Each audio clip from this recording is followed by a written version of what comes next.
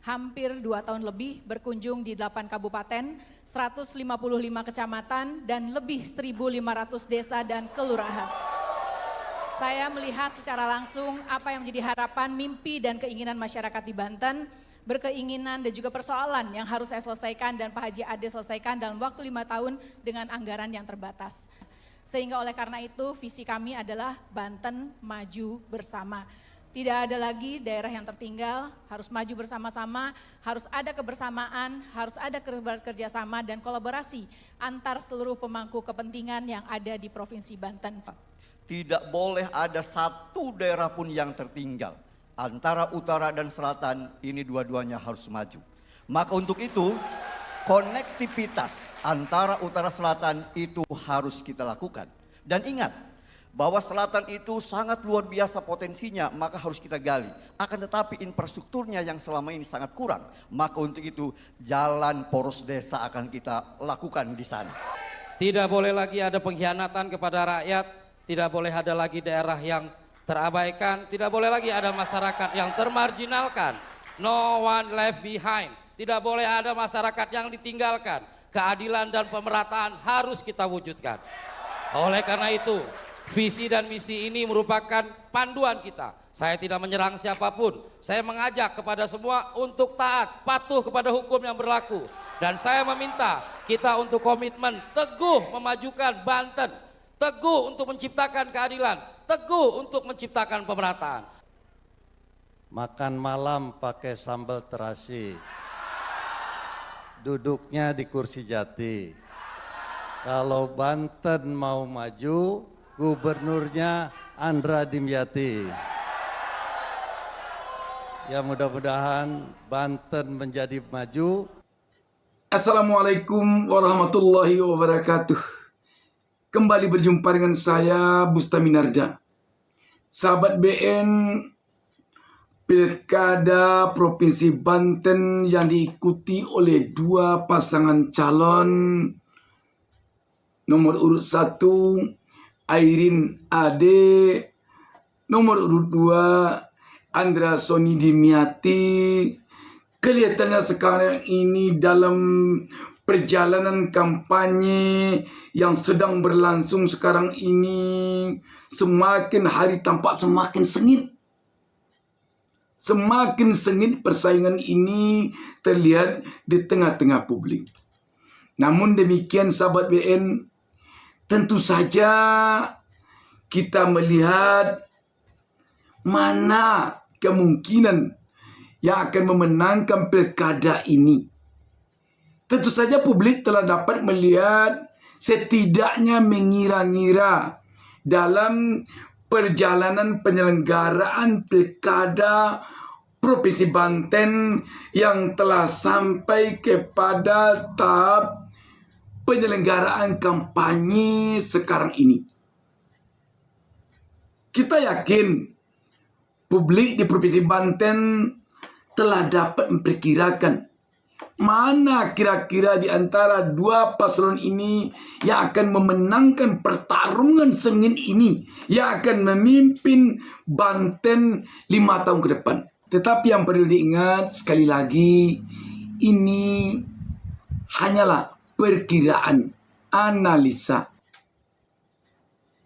Ketika kita coba menelisik ke berbagai pelosok Banten, ke berbagai lorong, ke berbagai desa dan kelurahan, kita melihat kecenderungan yang akan memenangkan pilkada ini agak lebih kepada pasangan Airin Ade nomor urut 1. Tentu publik akan bertanya, tentu pemirsa akan bertanya kenapa demikian. Bagi yang belum lagi bisa memperkirakannya, sahabat BN, kalau kita perhatikan ada beberapa hal yang membuat pasangan nomor urut 1 Airin Ade ini berada di atas angin di pilkada Provinsi Banten 2024 ini. Sahabat BN, pertama kalau kita perhatikan, Airin ini telah sejak jauh hari dia mempersiapkan diri untuk maju ke gelanggang Pilkada Banten ini. Semenjak jauh-jauh hari, baliho-baliho, poster-poster, spanduk-spanduk Airin ini telah sampai ke lorong-lorong yang kecil, telah sampai ke desa-desa yang jauh di berbagai kabupaten, dan telah sampai ke gang-gang sempit yang jauh di berbagai kota di Provinsi Banten. Itu telah sejak jauh hari. Dengan demikian, nama Airin sekarang ini bagi rakyat di Provinsi Banten dari kota sampai ke desa tidak asing lagi. Dan wajahnya pun tidak asing lagi bagi rakyat di Provinsi Banten dari desa sampai ke kota, dari gang-gang sempit sampai ke pusat-pusat keramaian. Jadi kalau kita perhatikan pasangan Airin Ade ini, khusus untuk Airin, terlanjur cepat ya dulu maju ke lapangan, menemui rakyat, menemui masyarakat jauh sebelum tahapan-tahapan pilkada berlangsung.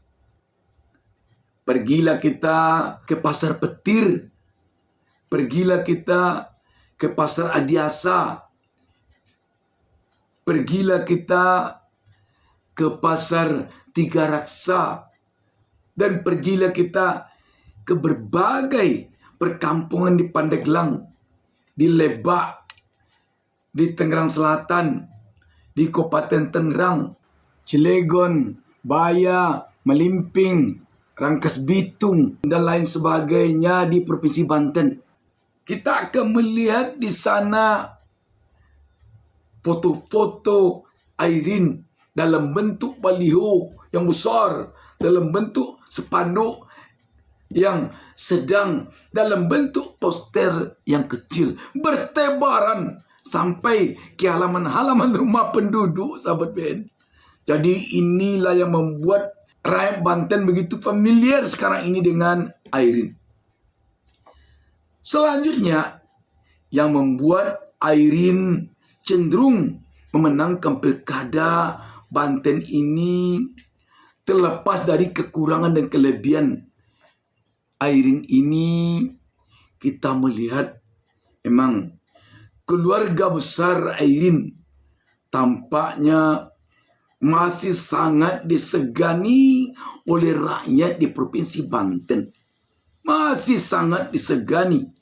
Kasus yang menimpa keluarga besar Airin tampaknya tidak mampu itu menjadi penekan bagi pesaingnya untuk mengurangi suara Airin, untuk mengurangi simpati rakyat kepada Airin di tengah-tengah masyarakat sekarang. Tidak mampu kelihatannya.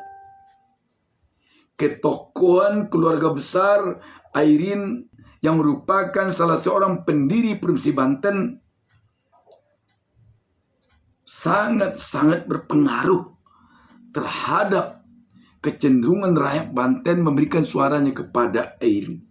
Selanjutnya, satu hal yang mungkin terlupakan oleh kesibukan kampanye sekarang ini oleh para elit, tetapi oleh rakyat tetap tersisip, terselip, terpaku, tersemat di hati mereka adalah kesan keterzaliman Airin oleh Partai Golkar dulu ketika dia mencalonkan diri dari PDIP. Itu masih tersemat kalau kita perhatikan di hati rakyat, di pemikiran rakyat, di ingatan rakyat Provinsi Banten. Betapa menyedihkannya Airin waktu itu. Keluarga besar Airin ini yang telah membesarkan Golkar ini sejak lama sekali. Tetapi di saat-saat Airin maju kemarin ini, Golkar sepertinya tidak memperhatikan Airin. Untung saja Airin disambut oleh PDIP. Dan kita tahu PDIP di Provinsi Banten ini kuat. Dan ketika PDIP lah hanya yang mau menyambut Airin, maka rakyat bersimpati kepada Airin. Sebab rakyat Provinsi Banten kalau kita perhatikan melihat nasib Airin ketika proses pendaftaran ke KPU dulu itu sama dengan nasib Anies Baswedan di Jakarta.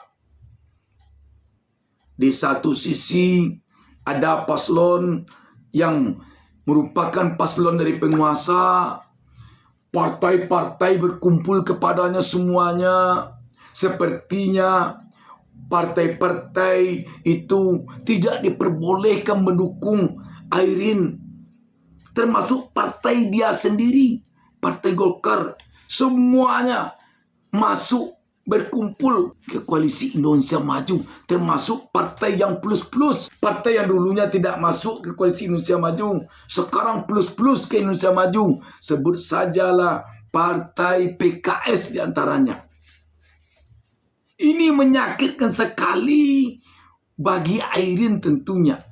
Sama sakitnya Airin dengan Anies. Bedanya Airin dapat disambut oleh PDIP. Sedangkan Anies di saat-saat yang genting PDIP tidak punya daya untuk mencalonkan Anies.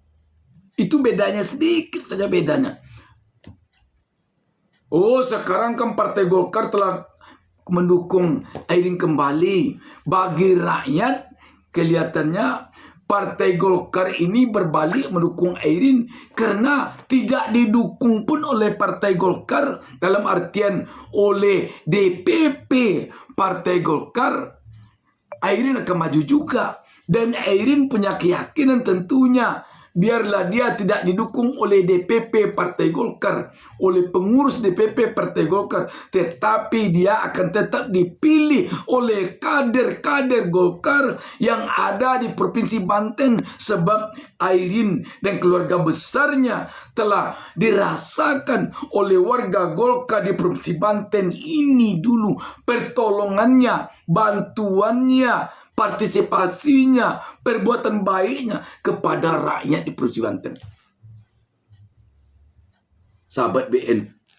Jadi rakyat Banten, khususnya warga Golkar, tampaknya hanya melihat Partai Golkar khusus yang dari DPP berbalik mencalonkan Airin hanya karena ingin menumpang di biduk ilir. Tidak pun dia didukung oleh DPP Partai Golkar, Airin akan maju juga bersama PDIP. Seiring dengan keluarnya putusan MK nomor 70. Jadi tidak berdampak bagi rakyat Provinsi Banten, khususnya bagi warga Golkar yang akan memilih Airin di Banten. Didukung atau tidak didukungnya Airin oleh Partai Golkar. Ini sangat berpengaruh kelihatannya.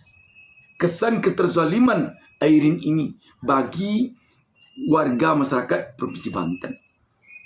Dan yang perlu diingat, kalau ada berembus isu bahwa ada upaya-upaya dari kekuatan institusi negara untuk berpihak kepada salah satu paslon, bagi Airin itu hanya akan menambah simpati rakyat kepada Airin. Katakanlah ada upaya untuk mengkondisikan agar kepala desa tidak berpihak kepada Airin. Demikian juga ada institusi negara yang mungkin mengkondisikan agar Airin kalah. Rakyat telah membaca itu sekarang ini, sehingga blunder seperti itu hanya akan memberikan keuntungan kepada Airin.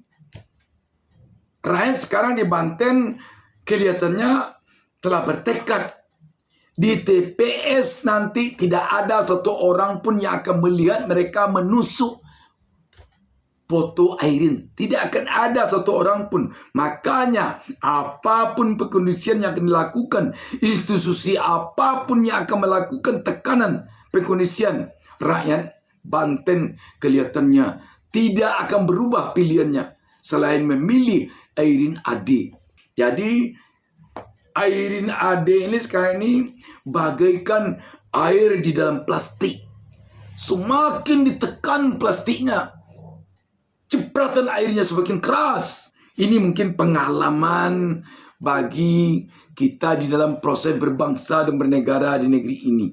Pengkondisian yang merupakan rekayasa politik yang tidak sehat sudah selayaknya ditinggalkan.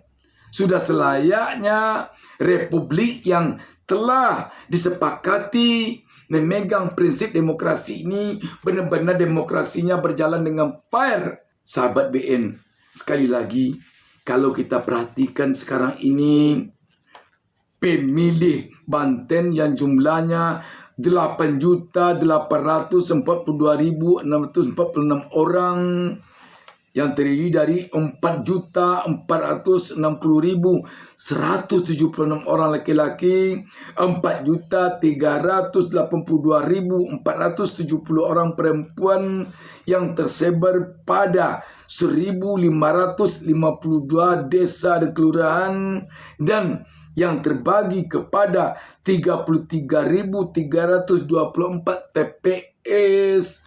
Ini tampaknya sekarang ini telah siap memilih sesuai dengan hati nurani mereka. Karena itu, kalau ada yang melakukan pengkondisian, rekayasa, tekanan, hanya akan membuat rakyat semakin anti kepada yang melakukan itu. Sahabat BN, sekali lagi izinkan saya mengajukan pertanyaan di akhir pertemuan kita ini. Siapa menurut Anda yang akan memenangkan Pilkada Provinsi Banten tahun 2024 ini? Tulis di kolom komentar dan jangan lupa lakukan subscribe. Demikian, wassalamualaikum warahmatullahi wabarakatuh.